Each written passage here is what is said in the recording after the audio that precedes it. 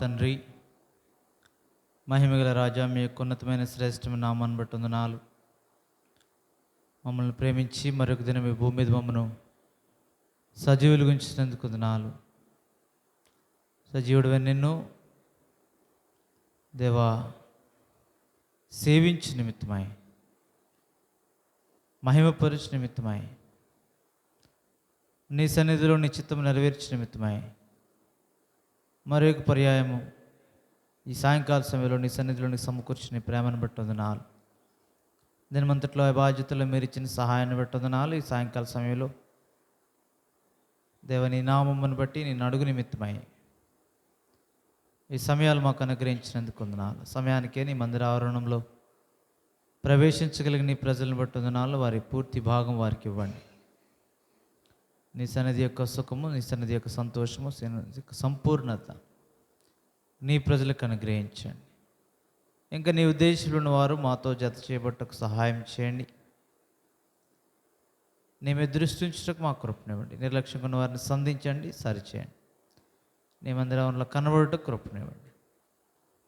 దేవా, నీ రాకడ నిర్లక్ష్య పెట్టకుండా సహాయం చేయండి. మేటికి పాటల ద్వారా, లేఖనముల ద్వారా మమ్మల్ని దర్శించండి.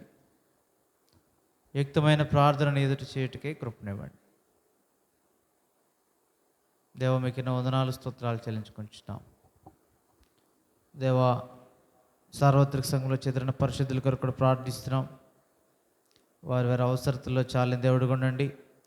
నీ సన్నిధి నీ ప్రజలకు అనుగ్రహించండి. వారి వారి అక్కరలు, అవసరతలు, శ్రమల్లో ఉన్నవారు, బంధించబడిన వారు, వారి యొక్క అవసరతల్లో కూడా వారితో ఉండి ఆదరించి ధైర్యపరిచి విడుదలిచ్చి నడిపించండి. మెటుకు మాతో మీరు ఉన్నందుకు వందనాలు. మాతో ముచ్చటించి మాట్లాడి మా ద్వారా మహింపరచబడి మమ్మల్ని ఆశీర్వదించి మా గృహాలకు వెళ్ళట కృపనివ్వండి. మందిరం చుట్టూ, ఆవరణ చుట్టూ మీకు కంచి వేయండి. పవర్ సిస్టమ్స్ అన్ని కూడా మహిమార్థమే చక్కగా పనిచేయటం కృపనివ్వండి. మమ్మల్ని మీ స్వాధీనంలో ఉంచుకునండి. మరొకసారి నీ కృపాస్తాలకు మమ్మల్ని అప్పగించుకొనచ్చు. దేవ, మీ సన్నిధిని అనుభవించినట్లుగా అటు స్పర్శను మాకు అనుగ్రహించమని యేసుక్రీస్తు ప్రభువు రక్షకుని ప్రార్థించి వేడుకొంచున్నాం తండ్రి. ఆమేన్.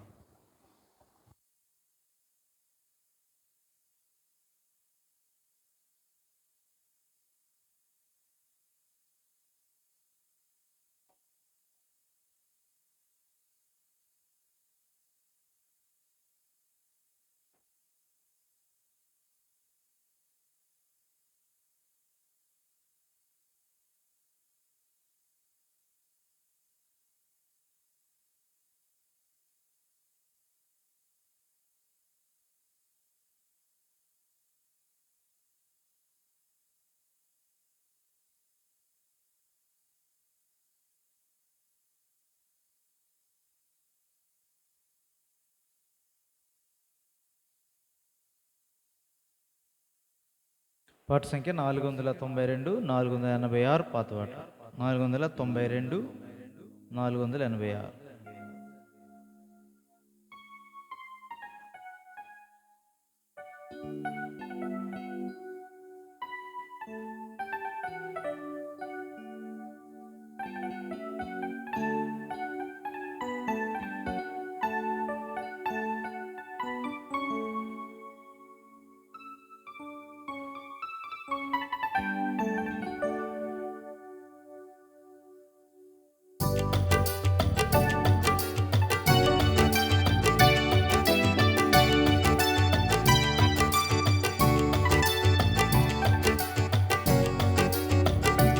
దేవుడు మీకు ఎల్లప్పుడూ, దేవుడు మీకు ఎల్లప్పుడూ తోడుగా నున్నాడు, తోడుగా నున్నాడు, తోడుగా నున్నాడు. ఏదెనులో ఆదాముతో నుండెను, ఏదెనులో ఆదాముతో నుండెను, హానుకు తోడా నీగేను, హానుకు తోడా నీగే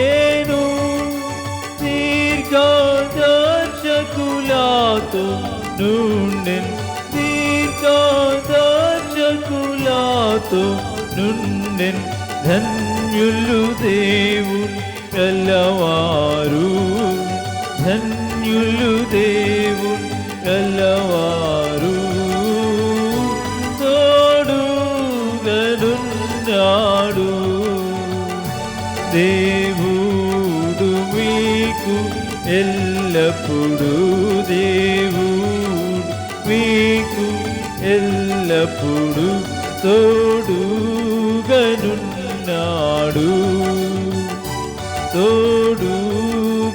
తోడుగనున్నాడు తోడుగనున్నాడు దైవాజ్ఞను శిరసావహించి దైవాజ్ఞను శిరసావహించి దివ్యముగా నబ్రాహాము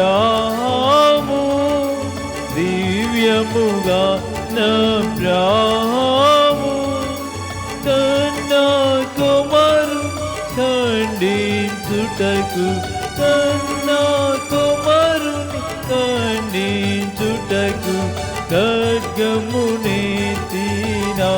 ఎప్పుడు ఖడ్గమునెత్తిన ఎప్పుడు తోడుగనున్నాడు దేవుడు మీకు ఎల్లప్పుడు దేవుడు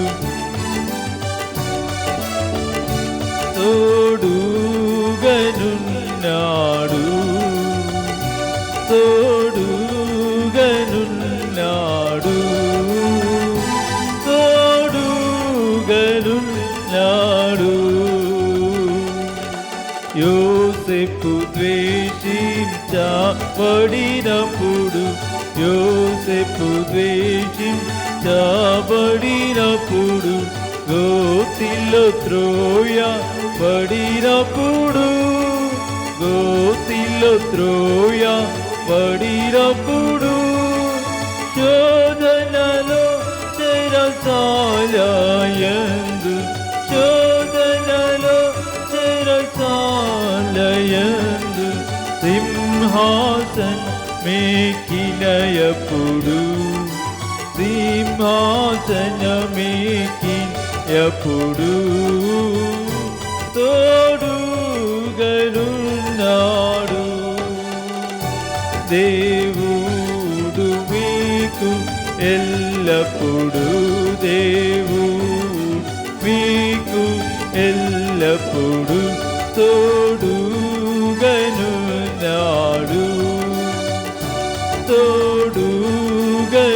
తోడుగనున్నాడు తోడుగనున్నాడు ఎర్ర సముద్రపు తీరము నందు ఎర్ర సముద్రపు తీరమునందు వారో తరిమిన దినమందు వారో తరిమిన దినమందు యోర్దాను దాటిన దినమందు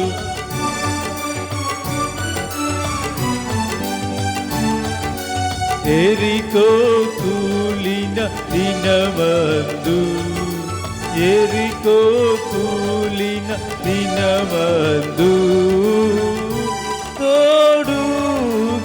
తోడుగనున్నాడు దేవుడు మీకు ఎల్లప్పుడు దేవుడు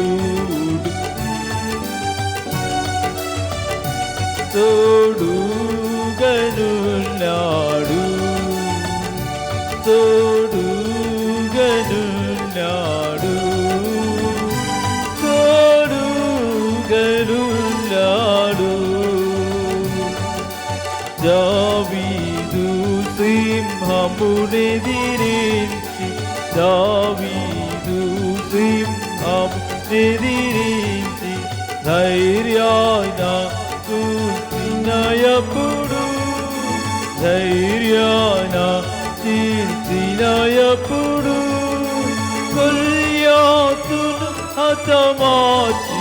ఎప్పుడు కొల్యాతు హతమార్చినప్పుడు సౌలు చేతరుమా పడినప్పుడు సౌలు చేతరుమా పడినప్పుడు తోడుగలున్నాడు దేవుడు మీకు ఎల్లప్పుడు దేవుడు మీకు ఎల్లప్పుడు తోడుగలున్నాడు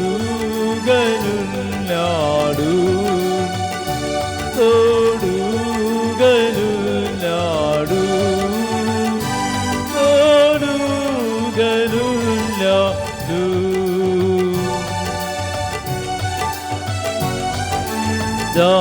దానియేలు సింహపు గుహలో దానియేలు శత్రుకు మేషక అబేద్నెగో శత్రుకు మేషక అబేద్నెగో అగ్నిగుండంలో వేయబడెను అగ్నిగుండంలో వేయబడెను నలుగురిగా కనబడినప్పుడు నలుగురిగా కనబడినప్పుడు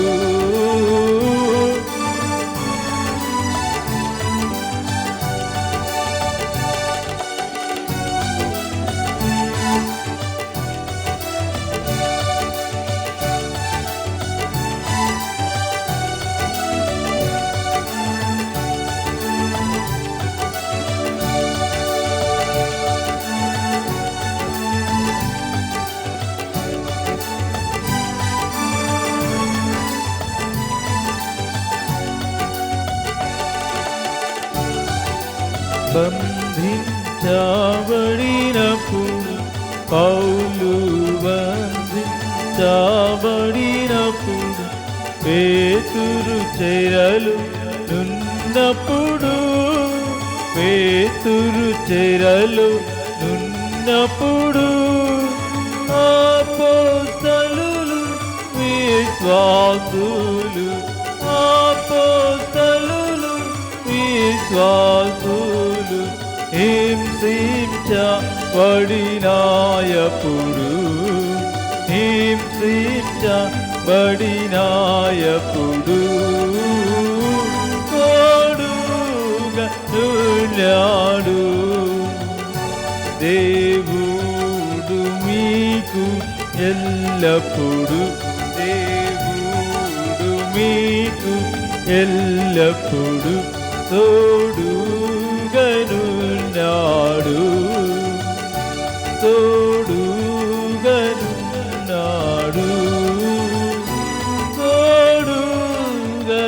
తోడుగలున్నాడు.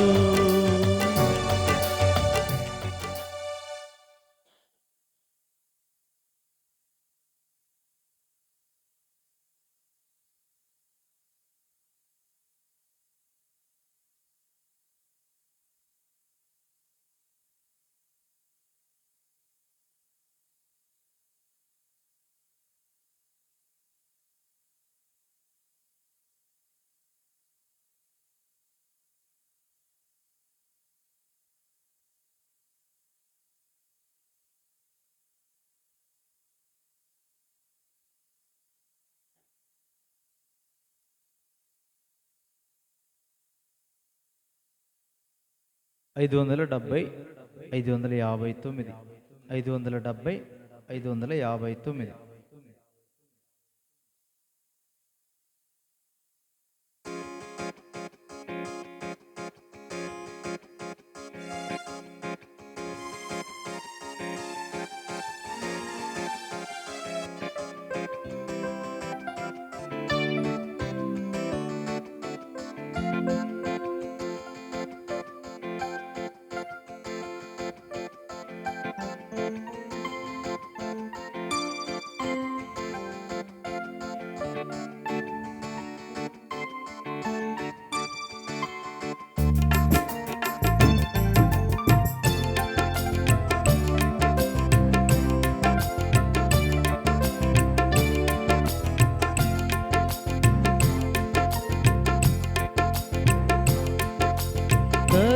కరుణించి తిరిగి సమకూర్చు ప్రభువా, కరుణించి తిరిగి సమకూర్చు ప్రభువా, క్షమాపణ నిన్ను వేడుచున్నాను, క్షమాపణ నిన్ను వేడుచున్నాను. దావీదు రాజు దీనుడై వేడా, దావీదు రాజు దీనుడై వేడా, అవనిలో పొందిన నష్టములని, అవనిలో పొందిన నష్టములని దేవా నీవు సమకూర్చితివే, దేవా నీవు సమకూర్చితివే. కరుణించి తిరిగి సమకూర్చు ప్రభువా, కరుణించి తిరిగి సమకూర్చు ప్రభువా, క్షమాపణ నిన్ను వేడుచున్నాను, క్షమాపణ నిన్ను వేడుచున్నాను. శత్రు సమూహపు కుతంత్రములతో, శత్రు సమూహపు కుతంత్రములతో పూర్తిగా నేను నష్టపడితిని, పూర్తిగా నేను నష్టపడితిని. మిత్రుడే సుల్లుసం కూర్చుము తండ్రి, మిత్రుడే సుల్లు సమకూర్చు తండ్రి, కరుణించి తిరిగి సమకూర్చు ప్రభువా, కరుణించి తిరిగి సమకూర్చు ప్రభువా, క్షమాపణ నిన్ను వేడుచున్నాను, క్షమాపణ నిన్ను వేడుచున్నాను. పసరు దొంగలి చీడ పురుగులు, పసరు దొంగలి చీడ పురుగులు నాశము చేసిన పంటను కూర్చుమా,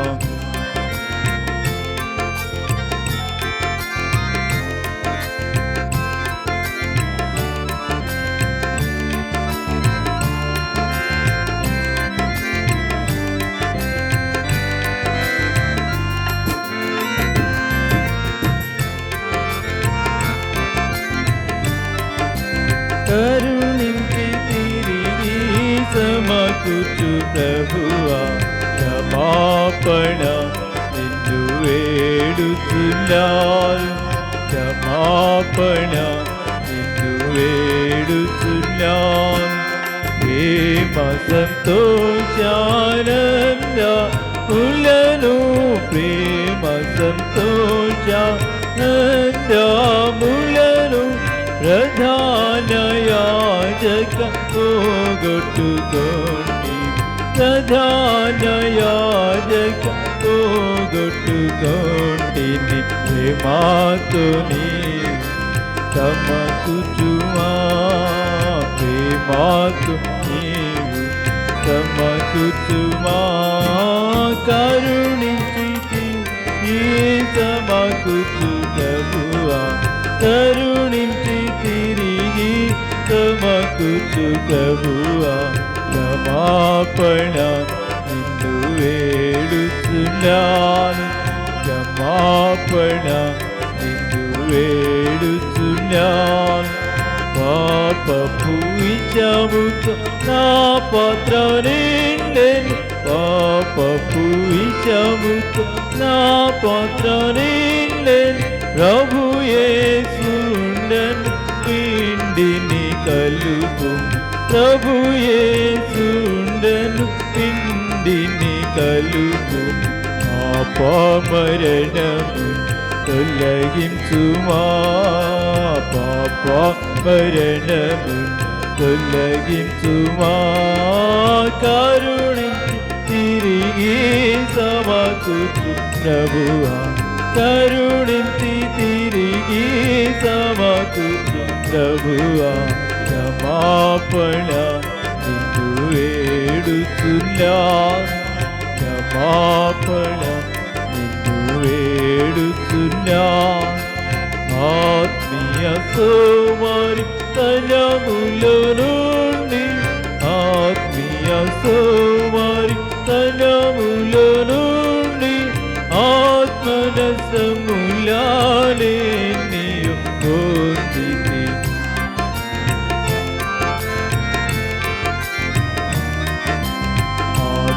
ఆత్మాదేవాని సమకూర్చుమా ఆత్మాదేవాని సమకూర్చుమా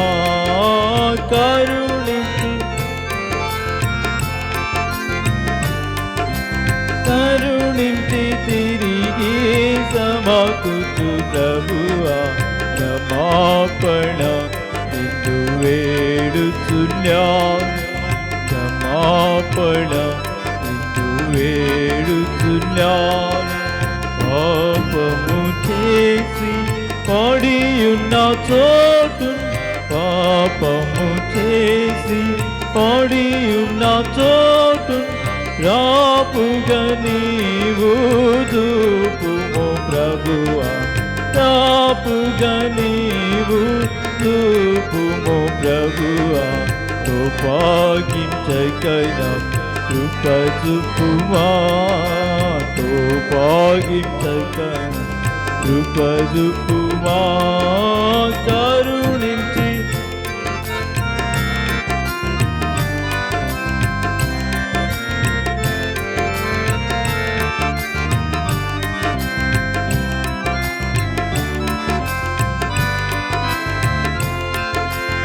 క్షమాపణ నిన్ను వేడుచున్నా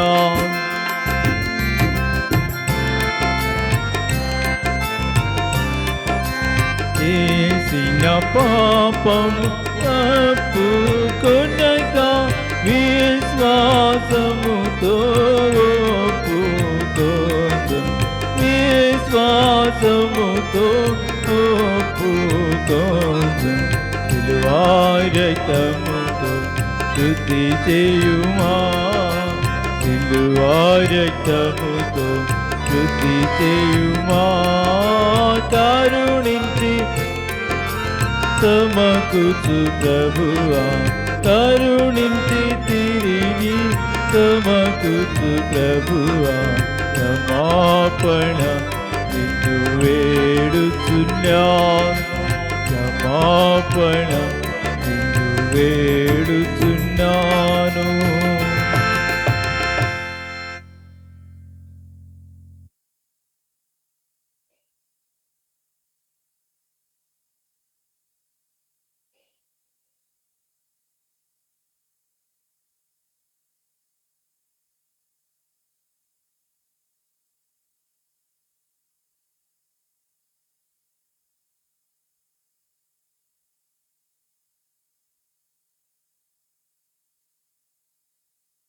ఐదు వందల 587 587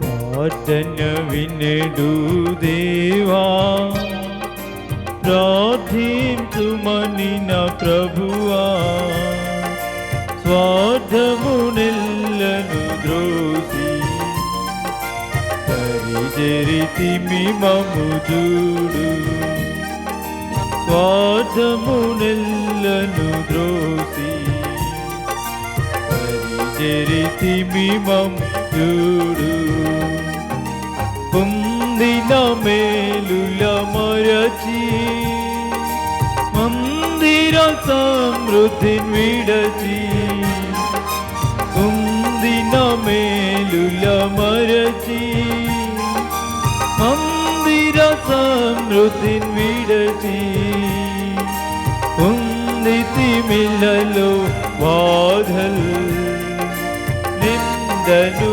తెచ్చితిమయ్యా ఉందితిమిలలో బాధల్ నిందను తెచ్చితిమయ్యా ప్రార్థన వినెడు దేవా ప్రార్థించుమని ప్రభువా స్వార్థమునెల్లను త్రోసి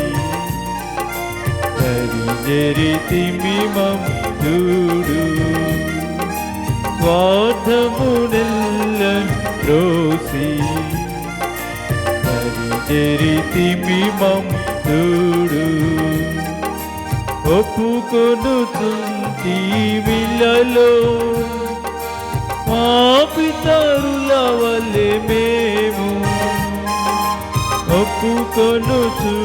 ఒప్పుకొనుచుంటిమిలలో మా పితరుల వలె మేము అపవిత్రులమై నీరు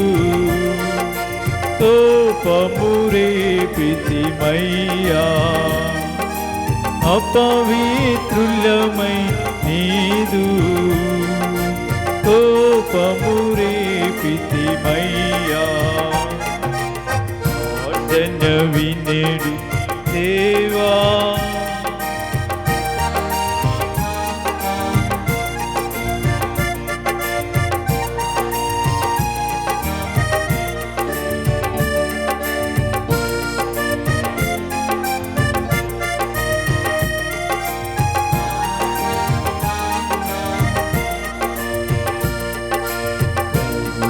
జరితిమిమము చూడు ఇరుకున పడియుంటిమి పరులెల్లరు మము చూచి ఇరుకున పడియుంటిమి పరులెల్లరు మము చూచి పరిహాసమును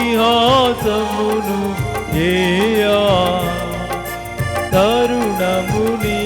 తరుణమునిచితిమయ్యా పరిహాసమును చేయా తరుణమునిచితిమయ్యా ప్రార్థన వినెడు దేవా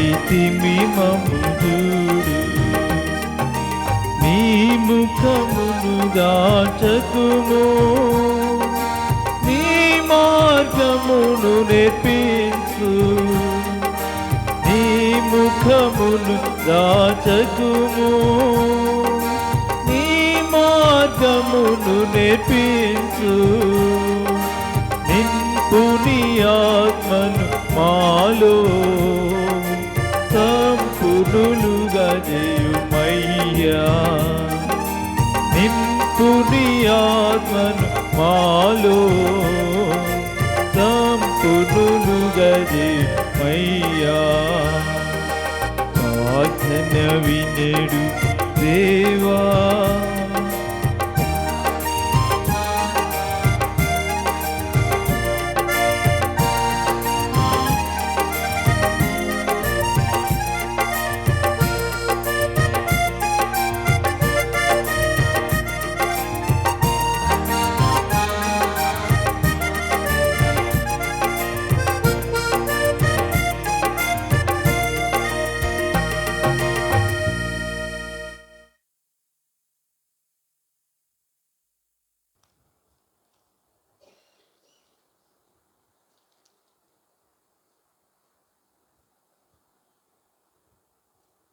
ప్రార్థించేదాని కొరకై యోహాను సువార్త 16వ అధ్యాయం. యోహాను సువార్త 16వ అధ్యాయం.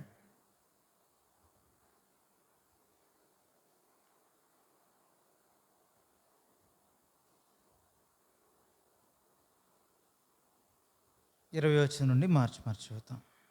యోహాను సువార్త 16వ అధ్యాయం 20వ వచనం నుండి మార్చి చూద్దాం. మీరు ఏడ్చి ప్రలాపింతురు కానీ లోకము సంతోషించును, మీరు దుఃఖింతురు కానీ మీ దుఃఖము సంతోషమగునని మీతో నిశ్చయంగా చెప్తున్నాను.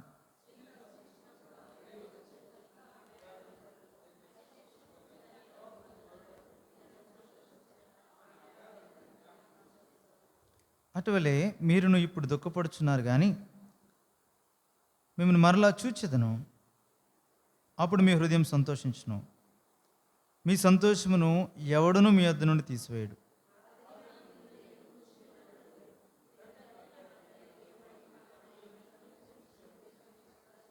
ఇదివరకు మీరేమీ నా పేరిట అడగలేదు, మీ సంతోషము పరిపూర్ణమగినట్లు అడుగుడి, మీకు దొరుకును. ప్రభు సహాయం కొరకే ప్రార్థన చేద్దాం.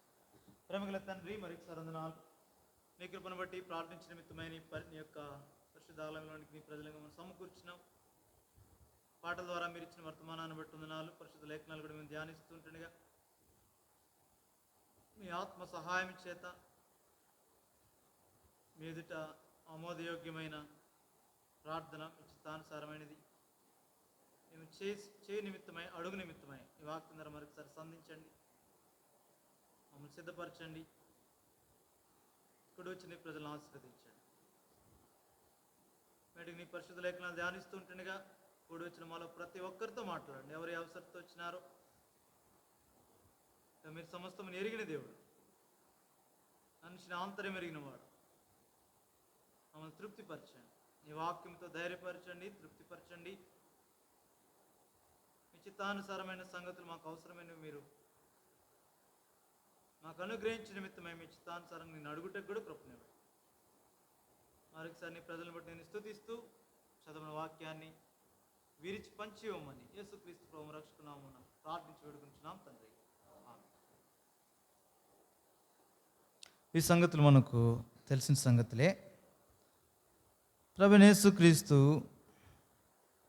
నిలిచిన ఆ 11 మంది శిష్యులతో ఈ సంగతులు మాట్లాడుతున్నట్లుగా మనం ఎరుగుదాం. ప్రభువైన యేసుక్రీస్తు ఈ లోకము నుండి ఇంకా వెళ్ళవలసి ఉన్నాడు.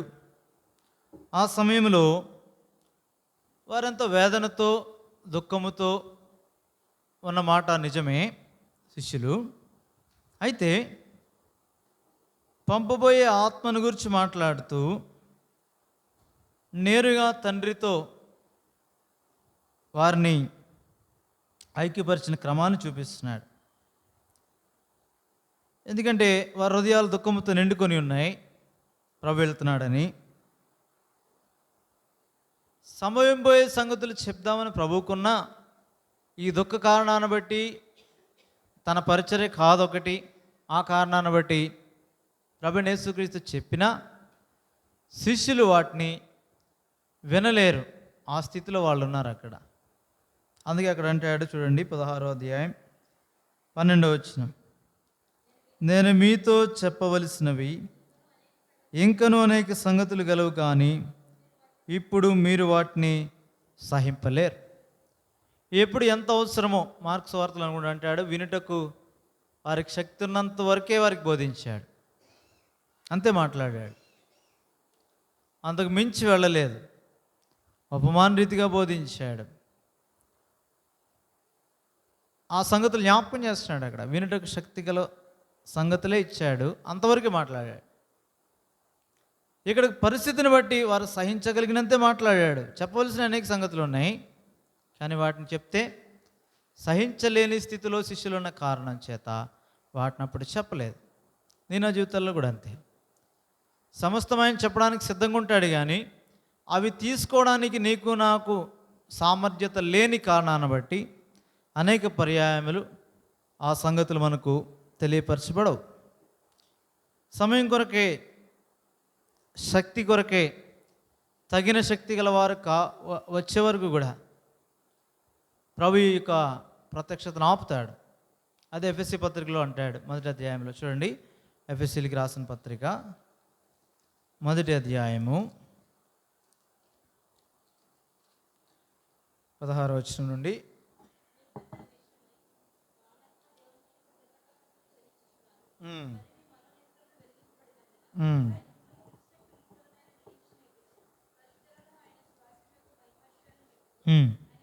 ఆయన క్రీస్తునందు వినియోగపరిచిన బలాతిశయమును బట్టి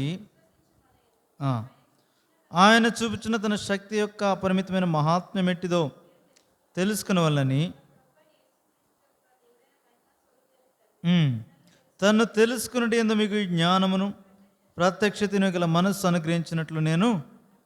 కాబట్టి ఆయన ప్రార్థన, ఆయన విజ్ఞాపన ఏంటంటే, మనోనేత్రములు వెలిగింపబడి సంఘంలోనికి చేర్చబడి పాపముల విషయమై క్షమాపణ పొంది ఆయన రక్తం ద్వారా విమోచింపబడి దేవుని పిల్లలుగా చేయబడి పరిశుద్ధాత్మనే వరమును పొంది దేవుని చిత్తమును ఆ మర్మమును వాక్యములో నుండి తెలుసుకొనుచు 1వ అధ్యాయంలో 7వ వచనం నుండి రాయబడిన సంగతులన్నీ కలిగి ఉన్నవారు వారిని బట్టి కృతజ్ఞత చెల్లిస్తున్నాడు దేవునికి. ఎందుకంటే మానక చేస్తున్నాడు ఈ పని. ఎందుకంటే దేవుడు మనోనేత్రాలు వెలిగించాడు, అంతటితో అయిపోయింది కాదు. అపరిమితమైన ఆయన యొక్క శక్తిని కావచ్చు, ఆయన మహిమను కావచ్చు, ఆయన ప్రభావాన్ని కావచ్చు, ఆయన తేజస్సును కావచ్చు, ఆయన ప్రత్యక్షతను కావచ్చు, ఆయన జ్ఞానాన్ని కావచ్చు నీవు నేను ఎరుగు నిమిత్తమై పౌలు సంఘం కొరకు ప్రార్థన చేస్తున్నాడు. మనం కూడా ప్రార్థించి ముందుకెళ్తే తప్ప, అంటే విధేయత చూపితే తప్ప ఆయన ప్రత్యక్షతను ఎరుగుటకు శక్తి చాలదు. అది మనం జ్ఞాపకం చేసుకోవాలి. శక్తితో కూడిన ప్రభావాన్ని తెలుసుకోవాలంటే శక్తిని గ్రహించి ఉన్న శక్తి. ఉదాహరణకి స్టెప్ బై స్టెప్ పిల్లలు క్లాస్ వెంబడి క్లాసు వాళ్ళు ప్రమోట్ అయినప్పుడు వాళ్ళు ఏదైతే కింద తరగతిలో ఉందో వాటన్నిటిని నేర్చుకుంటేనే తప్ప దాదాపుగా తర్వాత తరగతిలోని సంగతులు వారికి గ్రహించలేరు, అర్థం కావు. ఇది భారం ఎక్కువ పడిపోతూ ఉంటుంది వారి మీద. ముందుది గ్రహించకపోతే, ఒక క్లాస్ ఆబ్సెంట్ అయితే తర్వాత క్లాస్లో భారం పడుతుంది వారి మీద, ముందున్నది తెలియని కారణం చేత. అందుకే ప్రభు ఏమంటాడంటే, నేర్చుకున్న వాడికి ఆయన బోధిస్తాడు. అందుకే ఆయన యొద్దకు వచ్చి నేర్చుకోమంటాడు. నా కాడి సులువు, నా భారము తేలిక అంటాడు. నా యొద్దకు వచ్చి నేర్చుకోండి. ఎవరైతే ఆయన యొద్దకు వస్తారో వారు ఏమో గ్రహించాలంటే ఆయన యొద్దకు వెళ్ళుట ద్వారా మన భారము తేలిక చేయబడుతుంది. లేదంటే భారము నుండి విశ్రాంతిలోకి వెళ్ళగలం. అందుకే పై వచనాలు అంటాడు, ప్రయాసపడి భారం మోసుకొంచున్నా. కాబట్టి అందరినీ పిలుస్తున్నాడు. ఎవరైతే భారముతో, లేదంటే ఆయన తీసివేయగలిగిన భారము, మనం తీసివేసుకోలేని భారమును కలిగి ఈ లోకంలో జీవిస్తున్నట్టు వారికి పిలిపిస్తున్నాడు. అక్కడ వారి భారమును ఆయన తీసివేయ నిమిత్తమై ఆయన తానే వారి దేవుడండి సులువైన కాడి క్రిందికి మనం వెళ్ళట ద్వారా ఆయన ఏదో నేర్చుకొని ముందుకు వెళ్ళే నిమిత్తమై. కాబట్టి దేవుని ప్రజలమైన మన జీవితాలు ఇది చాలా ప్రాముఖ్యమైన సంగతి. ఇది మనకి అన్ని సంగతులు తెలుసుంటే అది అపవాది యొక్క జ్ఞానంతో నిండుకున్న వారు చెప్పే మాటలు అవి. ఎందుకంటే ఇక్కడ పౌలు మనోనేత్రములు వెలిగింపబడిన వారి గురించే ప్రార్థన చేస్తున్నాడు. ఇంకా ఆయన యొక్క ప్రత్యక్ష తెరుగు నిమిత్తమై శక్తితో కూడింది అది. అది లోక సంబంధమైన జ్ఞానానుసారమైనది కాదు. అలాగైతే లోకంలో ఉన్న జ్ఞానులైన వారు ముందు ఆయన ఎదుగు వచ్చేవారు, వారిని దేవుడు ఏర్పరచుకునేవాడు. కానీ మీలో లోకరీతిని గనులైన జ్ఞానులైన దేవుడు మిమ్మల్ని ఏర్పరచుకోలేదు అని చెప్తున్నాడు అక్కడ కొరింథీ మొదటి పత్రిక 1వ అధ్యాయంలో. మన పిలుపు, మన ఏర్పాటు ఖచ్చితంగా మనం చూడాలా. మనకు చేతగాని వారం కాబట్టి దేవుడు మనల్ని ఏర్పరచుకున్నాడు. ఇప్పుడు ఆయన జ్ఞానం ఇచ్చి, ఆయన వివేచన ఇచ్చి మనల్ని నడిపిస్తున్నప్పుడు దేవుని వాక్యం ద్వారా దానిలో ముందుకు వెళ్ళి ఎదుగు నిమిత్తమై ప్రతి అడుగులో ఆయనకి విధేయత చూపించవలసిన వారమై ఉన్నాం.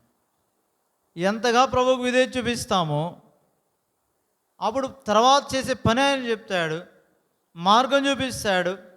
అప్పుడు దాన్ని చేయుటకే మనం ఎంత శక్తి కావాలో తగిన శక్తి గలవారం ఒక నిమిత్తమే ప్రభుని ప్రార్థన చేస్తాం. అదే సంగతి ఇక్కడ నేర్పిస్తున్నాడు పౌలు. మళ్ళీ చదవండి 17వ వచనం, ఎఫెసీ 1:17. మరియు మీ మనోనేత్రములు వెలిగింపబడినందున ఆయన మిమ్మల్ని పిలిచిన పిలుపు వలనైనా నిరీక్షణ ఎట్టిదో బలాతిశయమును బట్టి విశ్వసించమనియందు ఆయన చూపుచున్న తన శక్తి యొక్క అపరిమితమైన మహాత్మ్యం ఎట్టిదో మీరు తెలుసుకోవాలా. ఈ సంగతులు ఒకేసారి తెలుసుకునేది కాదు, సహించలేను, భరించలేం, మొయ్యలేం. ఇటువంటి విలువైన సంగతులు మీరు తెలుసుకోవాలంటే ఏ సంగతులు అవి? పైన ఉన్నాయి. మీ పిలుపు, దానితో వచ్చే నిరీక్షణ, పరిశుద్ధులైన శ్వాసం యొక్క మహిమైశ్వర్యం, దానిలో ఆ మహిమైశ్వర్యంలో అదేంటో నీవు తెలుసుకుంటే భూ సంబంధమైన వాటి మీద దృష్టి పెట్టవు అసలు నువ్వు మన జీవితాల్లో. ఆ మహిమైశ్వర్యం ఎరగకపోతేనే భూమి మీద ఉన్న సంగతుల మీద ఆశ పెట్టుకుంటాం. కానీ ఎప్పుడైతే పరిశుద్ధుల స్వాస్థ్యములు ఆయనతో కూడిన మహిమైశ్వర్యంలోని జ్ఞానము, దానిలోని సంపూర్ణత, దానిలోని ఐశ్వర్యము ఎప్పుడైతే గ్రహిస్తామో దాని కొరకే క్రీస్తునందు ఆయన వినియోగపరిచిన బలాత్సయం అంటాడు. ఆయన క్రీస్తునందు వినియోగపరిచిన బలాత్సయం. అది ఎరగవలసిన వారమై ఉన్నాం, తెలుసుకోవాలి. అది ఒకేసారి వచ్చేది కాదు, క్రమక్రమంగా. అందుకే మహిమ నుండి అధిక మహిమ పొందొచ్చు అంటాడు. ఒకేసారి వచ్చేది కాదు. ఎంతగా లోబడతామో, ఎంతగా విధేయత చూపిస్తామో, ఎంతగా దేవుడు మన ఉంచిన స్థాయిలో ప్రభు నుంచి శక్తిని పొంది ముందుకు కొనసాగుతామో అప్పుడు అర్థమవుతుంది. వేరే వేరే సంగతులు అర్థం కాదు. వేరే మానవ సంబంధమైన క్రమంలో మనం వెళ్ళినప్పుడు మానవ సంబంధమైన జ్ఞానంతో కానీ, మానవ సంబంధమైన ఆచారములతో కానీ వాటిని మనం పొందలేం, గ్రహించలేం. అందుకే కూడా జ్ఞాపకం చేస్తున్నాడు, క్రీస్తునందు వినియోగపరిచిన బలాత్సయమును బట్టి విశ్వసించమనేది ఆయన చూపించిన మనలో చూపిస్తున్నాడు ఆయన శక్తి యొక్క అపరిమితం. కాబట్టి ఆ శక్తి మనలో చూపిస్తూ ఆ శక్తి ద్వారా మనం నడిపించబడుతున్నప్పుడు ఇంకా శక్తి కొరకే ప్రభువుని అడుగుతాం, అడిగే స్థాయి వస్తుంది. ప్రభువును మనలో చూపించుచున్నా, లేదంటే మనమును ఆయన యొక్క చిత్తములో నడుచుకున్న నిమిత్తమే మనకు అనుగ్రహించిన శక్తిని ఆశ్రయించి అనుభవిస్తే తప్ప ఇంకా అవసరమైన సంగతుల విషయమై ప్రభువుని శక్తి అడగలేం. అది జ్ఞాపకం చేసుకోండి. కష్టతరమైన సంగతే, అర్థం చేసుకోవడం కష్టమే, అనుభవం కూడా వెళ్ళడం కష్టమే. ఎంతగా అయితే ప్రభువు మన యందు తన శక్తి చూపిస్తున్నాడో, క్రీస్తునందు వినియోగపరిచాడు, ఆ శక్తిని విశ్వసించు మనలో కూడా ఉపయోగిస్తున్నాడు. ఆ శక్తిని క్రమక్రమంగా పొంది వెళ్ళే దాని కొరకే, ఆ శక్తిని పొంది ఆ శక్తికి తగిన పని నువ్వు ఈ భూమి మీద కనపరిస్తే ప్రభు కొరకే క్రియారూపం అవుతుంది. తర్వాత అధ్యాయాలు కనబడుతుంది. మనలో కార్యసాధకమైన తన శక్తి అంటాడు తర్వాత అధ్యాయాల్లో, 3వ అధ్యాయంలో. ఆ శక్తి మనలో పనిచేస్తే ఆ పని అయిపోయిన తర్వాత పనిలో మెట్టు చూపిస్తాడు. తర్వాత పనిని అంటే అదే పని, ఒకటే పనిలో ఆ మెట్టు కంప్లీట్ చేశాక తర్వాత మెట్టుకి ఆ కావాల్సిన శక్తి కొరకే ప్రభుని అడుగుతాం. ఎందుకంటే ఆయన అడిగిన దానికంటే, ఊహించిన దానికంటే అత్యధికంగా చేయ శక్తి గల దేవుడిని అక్కడ కనపరుచుకుంటున్నాడు. కాబట్టి మొదట మనం ఆ శక్తిని పొంది ఆ శక్తితో దేవుడు మనకిచ్చిన పనిని చేయుట ద్వారా తర్వాత సంగతులు చూపిస్తాడు. అది శిష్యులకు అక్కడ మాట్లాడేది. శక్తి ఇచ్చాడు, పని చేయించాడు. అయితే ఇప్పుడు తర్వాత సంగతులు చెప్తే వారు సహించలేరు. ఎందుకంటే పరిస్థితులు మారుతాయి. ప్రభు లేడు, ఇప్పుడు శరీరధారిగా ప్రభు ఉండడు, ఇంకా పరిస్థితులు మారుతాయి. అలాంటప్పుడు ఈ శక్తిని వాళ్ళు ఎక్సర్సైజ్ చేసుకోవాలా. అప్పుడే రాబోయే శక్తిని గురించి మాట్లాడుతున్నాడు, పరిశుద్ధాత్మని గురించి. అందుకే పరిశుద్ధాత్మని గురించి 14, 15, 16 అధ్యాయాలు ఇప్పుడు మనం చదివిన యోహాను సువార్తలో ఆయన వచ్చినప్పుడు శక్తి ఇస్తాడు. ఆయనను పరిశుద్ధాత్మ మీ మీదకి వచ్చినప్పుడు శక్తి ఇస్తాడు. మీరు సాక్షులుగా ఉండాలా. యెరూషలేములో, యూదయ, సమరయ, బుదిగంతముల వరకు నాకు సాక్షులే ఉండాలా. అపోస్తలుల కార్యాలు 1:8 చెప్తున్నాడు అన్నమాట. కాబట్టి ఆ శక్తిని పొంది సాక్షులుగా కొనసాగే దాని నిమిత్తమై వారిని ఇప్పుడే ఒక క్రమమైన విధానంలోకి తీసుకొస్తున్నాడు. ఇప్పుడైతే సహించలేరు, ఎందుకంటే పరిస్థితులు అలా వస్తాయి. మీకు ఎంత శక్తి అవసరమో కృపను గురించి అదే మాట్లాడతాడు. ఈ శక్తికి, పరిశుద్ధాత్మనికి, దేవుని వాక్యానికి, కృపకు ఇంటర్లింకేజ్. వాక్యం వల్ల బలము, ప్రభు వలన బలము, అదే పరిశుద్ధాత్మ వలన బలము, అదే క్రీస్తు యేసునందున కృప చేత బలము. ఇవన్నీ మాట్లాడతాడు. ఎఫెసీ పత్రిక 6వ అధ్యాయంలో తదుకు ప్రభు యొక్క మహాశక్తిని బట్టి ఆయన యందు బలవంతులైనడు అని మాట్లాడతాడు. ఆయన యందు బలవంతులై ఉండాలంటే ఆయన ఇచ్చు సర్వాంగ కవచమును ధరించుకోవాలి, శత్రువుని ఎదిరించిన నిమిత్తమై. అది ఎఫెసీ పత్రిక 6వ అధ్యాయం.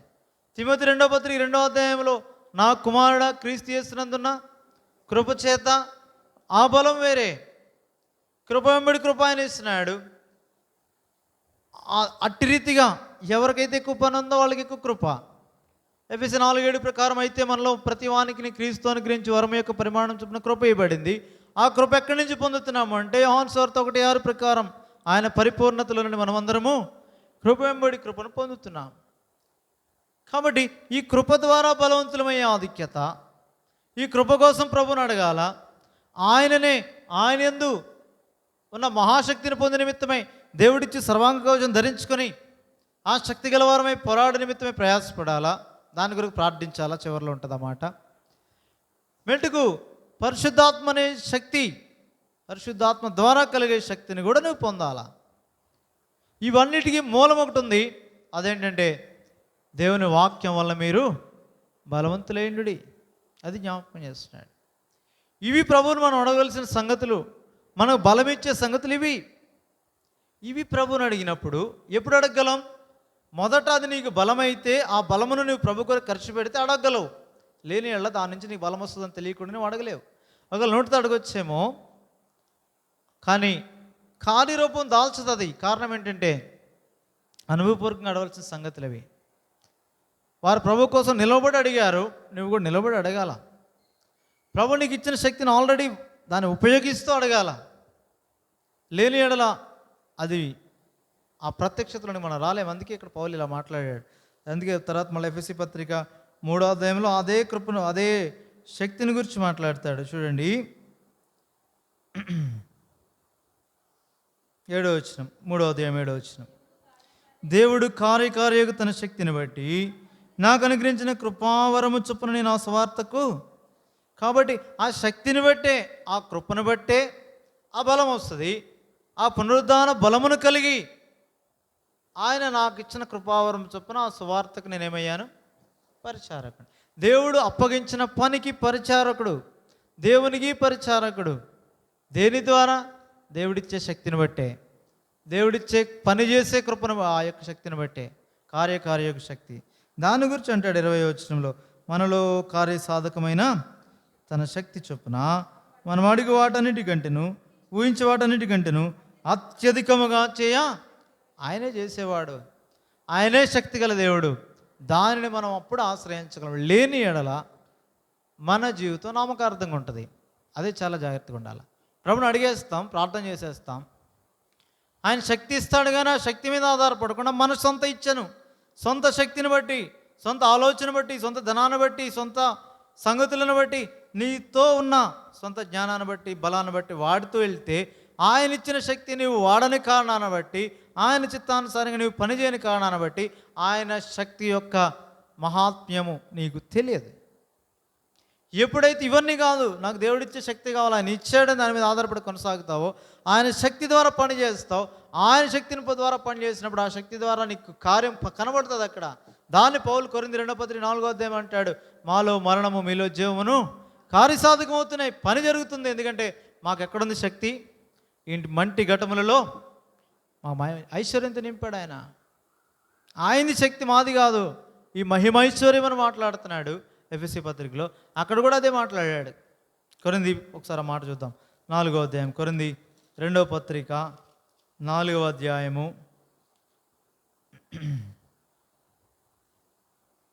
5వ వచనం.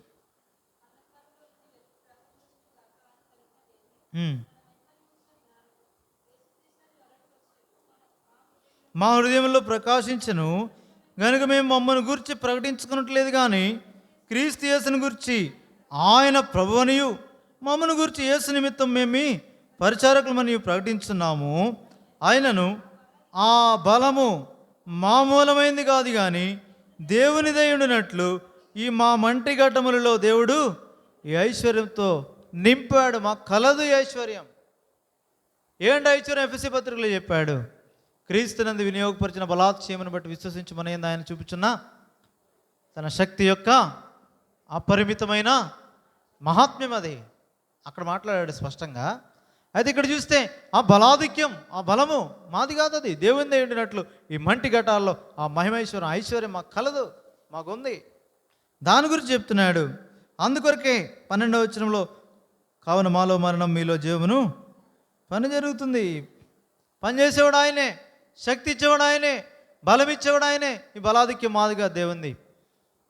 పడుతున్నాడు కాబట్టి చెప్తున్నాడు, అనుభవిస్తున్నాడు కాబట్టి చెప్తున్నాడు, ఇరికింపబడినట్టు కనబడుతున్నాడు కాబట్టి చెప్తున్నాడు, పడద్రోయబడినట్టు కనబడుతున్నాడు కాబట్టి చెప్తున్నాడు, చనిపోయాడని ఈడ్ చేశారు ఆయన్ని, కనబడుతున్నాడు అక్కడ అలాగ లోకానికి. నిజమే, కానీ వారి దేవుడు, ఆయన దేవుడు ఆయనతున్నాడు.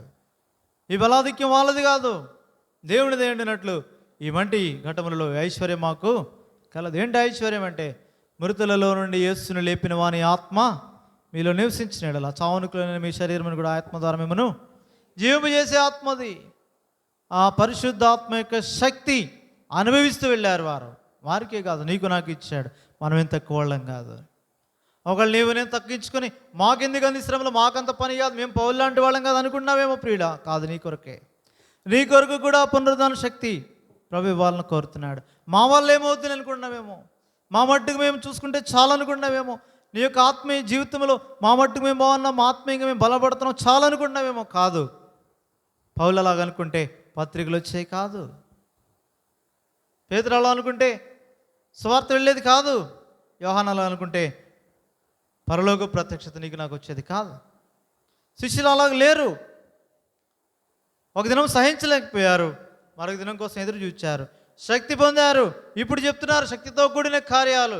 ఎందుకంటే వారి ప్రభువు కూడా ఎలా చేశాడు, వారి యజమానుడు, వారి ప్రభువు, వారి బోధకుడు ఏం చేశాడు, ఆయన కూడా ఎలాంటి కార్యాలు చేశాడు, శక్తితో కూడిన కార్యాలే చేశాడు. బలం లేని కార్యాలు ఆయన చేయలే. శక్తితో వాక్యాన్ని ప్రకటించాడు. లోకాసువార్త 24వ అధ్యాయంలో అమ్మాయికి వెళ్తున్న శిష్యులు అదే చెప్తారు. ఆయన క్రియల్లో వాక్యములు ఎలా ఉన్నారు, శక్తి గల ప్రవక్త అయిన. లోకాసువార్త 24వ అధ్యాయం 19వ వచనం, 24:19. ఆయన నజరేయుడైన యేసుని గురించిన సంగతులే ఆయన దేవుని ఎదుటను ప్రజలందరి ఎదుటను క్రియలోను వాక్యంలోను శక్తిగల ప్రవక్త. ఆయన క్రియల్లో శక్తివంతమైన క్రియలు, వాక్యంలో కూడా శక్తి. ఆయన కొండ మీద ప్రసంగం చేసి దిగొస్తే ఆయన వారి శాస్త్రుల పరిచయం వల్లే ఒక కాకు ఎట్లా బోధించాడు, అధికారం గలవాని వల్లే బోధించాడు. చూడండి 7వ అధ్యాయం అనుకోండి, మత్తయి సువార్త 29వ వచనం, లేదంటే 28, 29.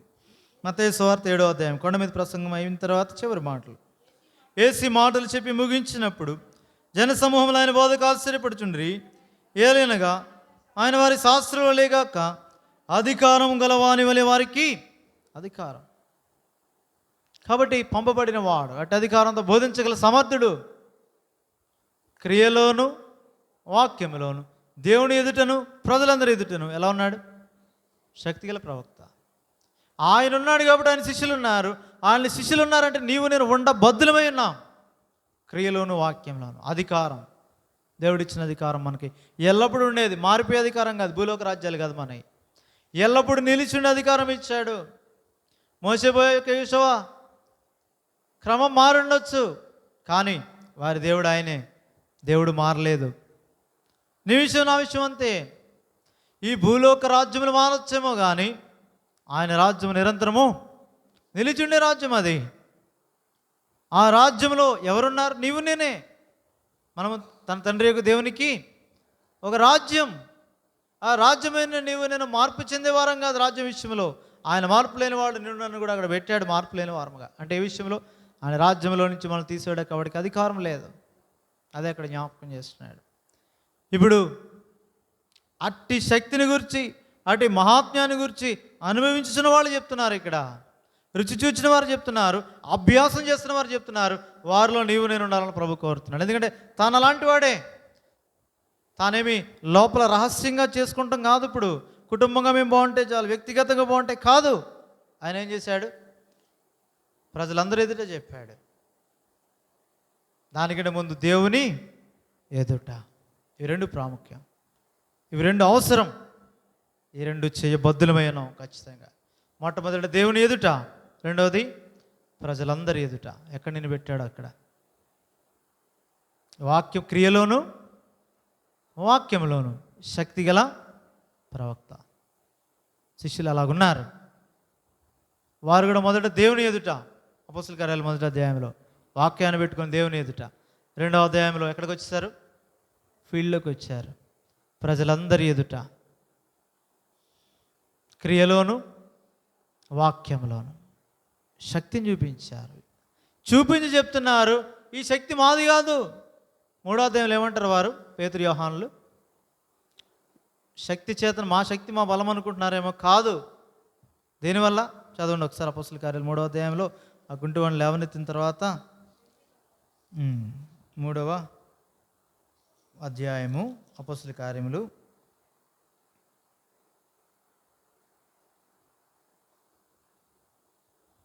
12వ వచనం. పేతురు దీన్ని చూచి ప్రజలు తిట్లనెను, ఇశ్రాయేలీయులారా, మీరు వీని విషయం ఎందుకు ఆశ్చర్యపడుతున్నారు? మా సొంత శక్తి చేతనైనను భక్తి చేతనైనను నడవని వీనికి బలమిచ్చినట్టుగా మీరెందుకు? మాది కాదు ఈ శక్తి, పునరుద్ధాన శక్తి ఉంది. తర్వాత చెప్పాడు ఆయన, పునరుద్ధాన శక్తిని బట్టి వాడు బలపరచబడ్డాం. ఆయన మీరు సిలువేశారు, ఆయన తిరిగి లేచాడు, మేము సాక్షులం. ఇప్పుడు చెప్తున్నాడు 16వ వచనం. ఆయన నామమందు విశ్వాసమూలముగా ఆయన నామమే మీరు చూచి ఎరిగి ఉన్న వినిని బలపరిచాడు. బలమిచ్చేది ఆయన నామం, బలమిచ్చేవాడు ఆయన. అది జ్ఞాపకం చేశారు. మా శక్తి కాదు, మా భక్తి కాదు. నేను ఆ జీవితాలు ఎప్పుడైతే దాన్ని అభ్యాసం చేసుకుంటామో వారికంటే గొప్ప కార్యాలు చేయాలని ప్రభు కోరుతున్నాడు నిన్ను నన్ను. అనేక పర్యాయాలు మనం ఆయన శక్తిని ఆశ్రయించిన కారణాన్ని బట్టి పైకి ఎలా కనబడుతున్నారని చెప్పాడు ఇక్కడ పత్రికలో. పైకి భక్తిని కనపరుచుకుంటున్నారేమో కానీ మీకు కావాల్సింది అది మాత్రం కాదు. దానిలో ఏముంది? ఆయనలో శక్తి ఉంది, దాన్ని అభ్యాసం చేసుకోండి. ఆ శక్తిని లోకానికి చూపించండి. దాని కొరకు దేవుడు నేను నన్ను సంఘంలో పెట్టాడు. ఒక లెక్క తక్కువే కావచ్చు, కానీ లెక్క కాదు ప్రభు చూసేది. 1000 10,000 అంటాడు ఆయన 2-3 చూచి. ఎందుకంటే ఆయన వారి మధ్య ఉన్నాడు. ఎవరైతే 2-3 నా నామమున కూడి ఉంటారో వారి మధ్య ఆయన ఉన్నాడు. కాబట్టి వారు 10,000తో సమానం, ఇంకెక్కువతో సమానం. ఆయన లెక్క చొప్పున ఆయన చేయగలడు. ఎందుకంటే శక్తి మనది కాదు, ఆ 2-3 కాదు శక్తి. శక్తి ఎవరిది? ఆయనది శక్తి. అందుకొరికే ప్రార్థించడానికి వచ్చిన నీవు నేను. పైకి భక్తి కాదు, భక్తి భయభక్తులతో ఆయన సేవించడం అవసరం. అయితే మరీ శ్రేష్టమైన క్రొత్త నిబంధన ఆయన శక్తిని ఆశ్రయించడం చాలా ముఖ్యం. ఆ శక్తి నీ ద్వారా నా ద్వారా లోకానికి చూపించబడాలని ఆయన కోరుతున్నాడు. అది ఆయన పునరుద్ధాన శక్తి. అది అద్భుతాలు చేస్తాడు. అదే సామాన్యం కాదు. అనేక పర్యాలు మనకు కాదులే అనుకుంటామేమో, కాదు, నీకు కూడా ఈ కార్యములు నీకు కూడా. అందుకే ముందు వాక్యాన్ని పెట్టలేదు ఆయన. దేవుని ఎదుట, ప్రజలందరి ఎదుట, దేనిలో? క్రియలోను వాక్యంలోను శక్తిగల ప్రవక్త. ముందు వాక్యం చెప్పలేదు, ముందేం చేశాడు ఆయన? క్రియ చూపించాడు, సూచక్రియలు చేశాడు. అందువల్ల ఆయన శిష్యులు ఆయన విశ్వాసం ఉంచారు. విశ్వాసం ఉంచిన తర్వాత వాక్యం చెప్పాడు, క్రియ చేశాడు, ఎర్ర సముద్రం దాటించాడు, అద్భుతాలు చేశాడు, తెచ్చాడు. ఇప్పుడు సినాయి కొండ మీద ఏమి ఇచ్చాడు? ధర్మశాస్త్రం ఇచ్చాడు. క్రియలోను వాక్యంలోను నీకోసం నాకోసం అదే చూపిస్తున్నాడు. పని చేయకుండా వాక్యం ఒకటే కాదు, క్రియలు లేని విశ్వాసం అంటాడు. అందుకే అక్కడ విశ్వాసం క్రియల మూలంగా ఉండాలి యాకోబు పత్రికలో. అయితే విశ్వాసం ద్వారా రక్షణ పొందారు, నిజమే. దానిలో ఏమి క్రియ చేయ అవసరంలే. నీవు నీ రక్షణ కొరకై, నీ సొంత జీవితం కొరకు ఏం చేయక్కర్లే, ఆయన మొత్తం ఇస్తాడు. కానీ రక్షణ పొంది ఆయనలోనికి వచ్చిన తర్వాత ఆయన కొరకే, ఆయన శక్తిని ఉపయోగించి నువ్వు పని చేయాలా. ఇది దేవుని క్రైస్తవ జీవితం యొక్క ఉద్దేశం. నీ రక్షణ కొరకు నువ్వేం చేయవసరం లేదు, ఏం చెయ్యలేవు. ఏం చేసినా రక్షణ పొందలేవు. రక్షణ పొందినాక నీవు ఆయన వాడమైన తర్వాత ఆయన శక్తి పొంది ఉన్నావు కాబట్టి ఆయన శక్తితో నువ్వు పని చేయవలసిందే. ఆయన ఏం పని చెప్పాడు? ఆ పని దేవుడు ముందుగా సిద్ధపరిచిన సత్క్రియలు చేయాలా. అందుకే క్రీస్తు యేసునందు ఆయనతో ఉంచాడు మనల్ని. జాగ్రత్త పడతాం. అందుకే ఈ క్రమంలో మనం ప్రభుని ఈ సందర్భాలన్నిటి వివేచన కలిగి, ఇప్పుడు చూడండి యోహాను సువార్త 16వ అధ్యాయంలో ఆ మాటలు చెప్తున్నాడు. ఇప్పుడు మీ పరిస్థితి ఎలా ఉంటుందంటే 20వ వచనం శిష్యులతో చెప్తున్నాడు, మీరు ఏడ్చి ప్రలాపిస్తారు కానీ లోకము మీరు ఏడిస్తే వాళ్ళు సంతోషిస్తారు. నిజమే, పరిస్థితి అలాగే ఉంటుంది. ఎందుకంటే ఆయన లేడు, ఆత్మకి రాలే. ఒకవేళ వచ్చిన పరిస్థితులు ఎలా ఉంటాయి, అలాంటప్పుడు ఏం చేయాలి మీరు? తర్వాత చెప్తున్నాడు, మీరు దుఃఖించరు కానీ మీ దుఃఖము అది జ్ఞాపకం పెట్టుకోండి. మీ దుఃఖం సంతోషం అవుద్ది. ఆ 11 మంది అదే చెప్తున్నాడు, ఇది జ్ఞాపకం పెట్టుకోండి.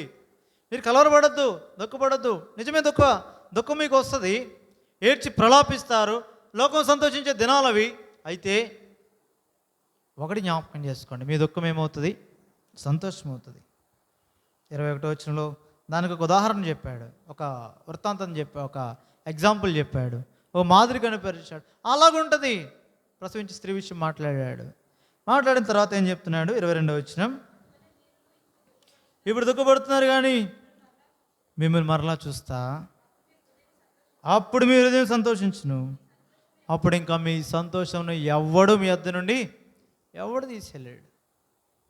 ఆయన వస్తాడు, మీరు నన్ను చూస్తారు, ఇంకా అప్పుడు మీ సంతోషాన్ని ఎవడు మీ వద్ద నుండి తీసివేయలేడు. ఆ సంతోషాన్ని ఇస్తున్నాను. ఎన్నో అధ్యాయంలో ఇచ్చాడు? 14వ అధ్యాయంలో ఆ వాగ్దానం చేశాడు. ఆ సంతోషాన్ని ఏమన్నాడు? నా శాంతినే నీకు ఇస్తున్నాను. లోకం ఇచ్చేది కాదు, అది వస్తుంది పోతుంది. ఇది ఎవడును మీ వద్ద నుండి తీసివేయలేడు. లోకం ఇచ్చినట్లుగా కాదు, నా శాంతినే మీకు అనుగ్రహిస్తున్నాను. మీ హృదయములు కలవరపడనీయుకుడు 27వ వచనం, వరవనీయుకుడి పరిశుద్ధాత్మను గురించి చెప్పాడు. ఎవడు తీసేయలేడు ఆయన మీలో నుంచి, ఎవడు తీయలేడు. అందుకే ఆ ఆత్మను కలిగి ఏం చేయాలో అడుగు చెప్తున్నాడు. తర్వాత 23వ వచనం 16, 23, ఆ దినమున మీరు దేని గురించి నన్ను అడగరు, ఏమడిగినా. ఇంకా పరిశుద్ధాత్ముడు మీలోకి వచ్చాక యేసుప్రభుని కాదు అడిగేది. నేను మీతో ఉన్నంతసేపు నన్ను అడుగుతారు మీకు ఏం అవసరత వచ్చినా. ఇప్పుడు నేను మీ మీద లేను, వాక్యాన్ని పట్టుకొని ప్రార్థన చేస్తారు. తర్వాత అపొస్తలుల కార్యాలు 1వ అధ్యాయంలో 14 గురించి. తర్వాత ఆయన వస్తాడు మీలోనికి, మీతో ఉంటాడు, మీలో నివసిస్తాడు. ఎవడు ఆయన మీ నుంచి తీసేయలేరు. అలాంటప్పుడు మీరు ఎవరితో యాక్సెస్ కలిగి ఉంటారు? డైరెక్ట్గా తండ్రితో. నేను ఏ తండ్రిని అడిగి ప్రతిసారి ప్రతి పని చేస్తున్నానో ఆ తండ్రితో ఇప్పుడు మీకు వస్తుంది యాక్సెస్. నేరుగా తండ్రిని అడగచ్చు. ఎవరు మాట్లాడిస్తారు? ఎవరు అడుగుతారు? లోపలుండి ఆత్మ తానే ఉచ్చరింపు సఖ్యము కానీ తానే మన పక్షాన్ని విజ్ఞాపం చేస్తాడు. రోమాపత్రిక 8వ అధ్యాయం ప్రకారం తాను వచ్చాడు, హృదయంలో ఉన్నాడు, ఆయన విజ్ఞాపం చేస్తాడు. పైన పరిశుద్ధుల కొరకు విజ్ఞాపం చేయడానికి ప్రభువైన యేసుక్రీస్తు ఉన్నాడు తండ్రి కుడిపార్చాన. ఇక నేరుగా తండ్రిని ఆరాధిస్తారు. యోహాను సువార్త 4వ అధ్యాయంలో అదే అంటాడు, తండ్రిని నేరుగా ఆరాధించవచ్చు. ఇంకా అయితే యథార్థంగా ఆరాధించేవారు ఆత్మతోనూ సత్యముతోనూ తండ్రిని ఆరాధిస్తారు. డైరెక్ట్ యాక్సెస్ ఇచ్చాడు ఇంక తండ్రితో. మునుపు అంటాడు, ఎవడు ఎప్పుడైనా చూడలేదు, ఆయన స్వరం వినలేదు, ఆయన ఈ సంగతులన్నీ చెప్పిన వాడు ఇప్పుడు మార్చేశాడు. నేనే ఆయన్ని. మీ హృదయాలు కలవరపడివద్దు, దేవుని ఎందుకు విశ్వాసం ఉంచుతున్నారు కదా, నా ఎందుకు కూడా విశ్వాసం ఉంచండి, నేను ఆయన్ని. 14వ అధ్యాయం మొదటి వచ్చిన యోహాను సువార్తలో. నేను ఆయన్ని, అయ్యా ఫిలిప్ ఇంకా తండ్రి కావాలా? కాదు, ఆయన ఎందు నేనున్నాను, ఆయన ఆయన ఉన్నాడు. క్రియల మూలంగా అన్న మీరేం చేయాలా? వాక్యాన్ని బట్టి అలాగ మీరు నమ్మట్లేదు కాబట్టి ముందు దేన్ని బట్టి నమ్మాలా? క్రియల మూలంగా నమ్మండి. క్రియలోను వాక్యంలోను శక్తి గల ప్రవక్త క్రియ చూపించాడు, వాక్యం చూపించాడు. నేను ఆ జీవితాల్లో అదే మాదిరి కోరుతున్నాడు. విశ్వసించే వాక్యాన్ని బట్టి మంచిది. ఇప్పుడు బయటికి చూపించే విషయంలో వాక్యమే మొదట, మన విషయంలో అది కన్ఫ్యూజ్ అవుద్ది. మళ్ళా వాక్యమేనిటికి మొదట. ఆయన వాక్యం పంపే సమస్య సృష్టిని చేశాడు. వాక్యమే ఆది అందు ఏముంది? వాక్యమే ఉంది. కానీ మనము స్వీకరించాం వాక్యాన్ని. మనం నూతన సృష్టిగా చేయబడిన తర్వాత క్రియలోను వాక్యంలోను, ముందు కాదు, ముందు వాక్యమే ఆధారం. క్రీస్తుని గురించిన మాట వల్లే రక్షణ, ఇంకోటి ఏమీ లేదు. క్రీస్తుని గురించిన మాట వల్లనే విశ్వాసం, వినుడి వల్లనే విశ్వాసం, దానిని బట్టే రక్షణ. క్రీస్తులోనికి వచ్చాక క్రియల మూలంగా నీవు ఆయన శక్తిని ఉపయోగించగలది. వాక్యంలో నుండి బలం పొందుతావు. కృప, ఆ క్రీస్తు చేసినందున కృప చేత బలం పొందుతావు. పరిశుద్ధాత్మ చేత శక్తిని అందుతావు. దేవుని పనిలో ముందుకు కొనసాగుతావు. అనేకులను ప్రభు కొరకు సమకూరుస్తావు, బలపరుస్తావు, పోషిస్తావు, ఆదరిస్తావు. నీ కొరకే సిద్ధపరచబడిన పనిని నువ్వు చేసి ముగించి భూమి మీద తండ్రిని మహిమపరిచి పరలోకంలో ప్రభుత్వంలోకి తీసుకుని పోబడతావు. ఇది దేవుని యొక్క క్రమం నీ విషయంలో, నా విషయంలో. అందుకే అక్కడ జ్ఞాపకం చేస్తున్నాడు. ఇంకా ఆ పరిశుద్ధాత్మను ఎవడు తీసేయలేడు మీ నుండి. ఆ సంతోషాన్ని ఎవడు తీసేయలేడు. మీ అంతటి మీరు పరిశుద్ధాత్మను దుఃఖపరచాలే కానీ మీ క్రియలను బట్టి మీరు విధేయత చూపించినంత కాలం ఆ సంతోషం మీ జీవితాల్లో ఎల్లప్పుడూ ఉంటుంది. దాని కొరకు మీరు ఏం చేయాలి? తర్వాత చదవండి 16వ అధ్యాయం. మీరు తండ్రి నా పేరిట ఏమి అడిగినను ఆయన మీకు అనుగ్రహిస్తాడు. ఇంకా నేరుగా అడగవచ్చు ప్రభుని, తండ్రిని. మీరు ఏమి అడిగినా ఇస్తాడు ఆయన. ఎందుకంటే మీరు ఆయన వారు, ఆయన శక్తి పొందుతున్నారు. ఆయన శక్తి చొప్పున ఆయన కార్యాలు చేస్తున్నారు. మీరు దేని కొరకు అడుగుతారు? ఆయన పని కొరకు అడుగుతారు. ఆయన పని కొరకే మార్గం చూపించమని, ఆయన పని కొరకే శక్తిని ఇమ్మని, ఆయన పని కొరకు, ఆయన మహిమ కొరకే. ఏమడిగినా ఆయన మహిమ కొరకే చేస్తారు. కుమారుడు భూమి మీద ఉన్నప్పుడు ఎలాగూ తండ్రిని అడిగాడో అలాగే ఇప్పుడు ఆయన కుమారులుగా స్వీకరించబడి నీవు నన్ను అడుగుతాం. లేని ఎడల ఏమడుగుతాం? మాకు అది కావాలా, ఇది కావాలా, భూ సంబంధమైన సంగతుల మీదే దృష్టి ఉంచుతాం. అవి కూడా దేవుడు ఇస్తాడు. కానీ అవే వారు తమ ఫలము పొందినారు అన్నట్టుగా జరుగుతుంది మన సంగతి. అయితే ఎవరు ఆయన వారు? వారు పరసంబంధమైన వాటిని, మొదట ఆయన రాజ్యమును ఆయన నీతిని వెతుకుతారు. ఆయన రాజ్యం అంటే ఆయన ప్రజలు. ఆయన నీతి అంటే భూమి మీద వాక్యానుసారంగా జీవించిన నిమిత్తం ఆయన కొరకైన శక్తి, మన కొరకైనా ఆయన శక్తి. దీని కొరకే ప్రార్థన చేస్తాం. ఇదే ఇక్కడ మాట్లాడుతున్నాడు. తండ్రి ఇస్తాడు. తర్వాత వచ్చిన 24, ఇదివరకు మీరేమీ నన్నే అడిగారు, నా పేరట ఏం అడగలే, డైరెక్ట్గా నన్నే అడిగారు. నేను ఇప్పుడు ఉండను. ఇప్పుడు నా పేరట ఇంతకుముందు ఏం అడగలేదు. ఇప్పుడు మీ సంతోషం పరిపూర్ణమైనట్లు అడుగుడి, మీకు దొరుకుతుంది. మీరేమడిగినా ఇస్తాడు ఆయన. తన చిత్త ప్రకారం అంటాడు యోహాను పత్రిక రాసినప్పుడు. ఎందుకంటే అప్పుడు పరిస్థితులు మారాయి. అందుకే అంటాడు ఇక్కడ, ఆయన చిత్తానుసారంగా మనం ఏమడిగినా ఆయన మనవి ఆలకిస్తాడు. కాబట్టి ఈ సమయంలో ప్రభు సన్నిధిలో ప్రార్థించడానికి వచ్చిన నేను కూడా దేవుని పిల్లలం. లోక సంబంధమైన సంగతులను బట్టి చూస్తే హృదయంలో కలవరంతో దుఃఖంతో నిండి ఉండొచ్చు. ఏ పరిస్థితి అయినా, అది ఏ సంగతులైనా కావచ్చు, కుటుంబ వ్యవస్థలో కావచ్చు, వ్యక్తిగతంగా కావచ్చు, లోకంలో మనం జరుగుతున్న సంగతులను బట్టి కావచ్చు, ఏమైనప్పటికీ. కానీ సంఘంలో ప్రభు నేను చేర్చిన తర్వాత నీ ఒక్కడి కొరకు కాదు, జీవించిన ప్రభు కొరకే. ఆత్మీయంగా మనం బలపడితే సరిపోదు, ఆ తృప్తి సరిపోదు. ప్రభు కొరకే జీవించబద్దులమే ఆయన. దాని కొరకు ప్రభు నేను నన్ను పిలుస్తున్నప్పుడు దానికి తగినట్లుగా అట్టి శక్తి, ఏ శక్తి అది? ఆయన క్రీస్తునందు వినియోగపరిచిన బలాత్సయమును బట్టి విశ్వసించు మన యందు ఆయన చూపించిన తన శక్తి యొక్క అపరిమితమైన మహాత్మ్యం. అది తెలుసుకోవాలి. అనుభవించగలది తెలుస్తుంది. అలాగ ఒకవేళకి నువ్వు అనుభవించకపోతే ఎప్పుడు నిచ్చిన ప్రభుని అడుగు. కొద్ది సమయం ప్రభు సన్నిధిలో ప్రార్థన చేద్దాం. ఇంకా ఇంక వేరే సంగతులు ఏమొద్దు. వ్యక్తిగతంగా మనం, నా విషయంలోనే మీ విషయం వేరే, ఎవరికి వారు వ్యక్తిగతంగా ప్రభువా నా యందు క్రీస్తునందు వినియోగపరిచావు, విశ్వసించాను, నేను విశ్వసించు నా యందు నీవు చూపుచున్నా అపరిమితమైన మహాత్మ్యం, శక్తితో కూడింది. అది నేను ఆ శక్తితో నీ కార్యాల్లో ముందుకెళ్ళటం ద్వారా పేతురు, యాకోబులు, యోహానులు కాదు, ఇంకా అత్యధికమైన అద్భుతాలు నీ ద్వారా ప్రభు లోకంలో చూడాలని కోరుతూ ఉంటుండగా మాకు కాదులే, మాకు సరిపోద్దులే అనుకోకుండా దీని కొరకే ప్రయాసపడినట్లుగా హృదయం అంతటితో, అంటే మనస్ఫూర్తిగా యథార్థంగా ప్రభుకు అప్పగించుకొని ప్రభు సన్నిధిలో కొద్ది సమయం ప్రార్థన చేద్దాం. క్లుప్తంగా దగ్గరగా ఈ శక్తి సంఘంగా మనం పొందే నిమిత్తమై వ్యక్తిగతంగా మన కోసం, నా కోసం నేను, మీకోసం మీరు అడగాలంతే. ప్రభు ఈ శక్తి నాకు కూడా నాలో చూపుతున్నావు, దాని కొరకు నేను ప్రయాసపడాలి.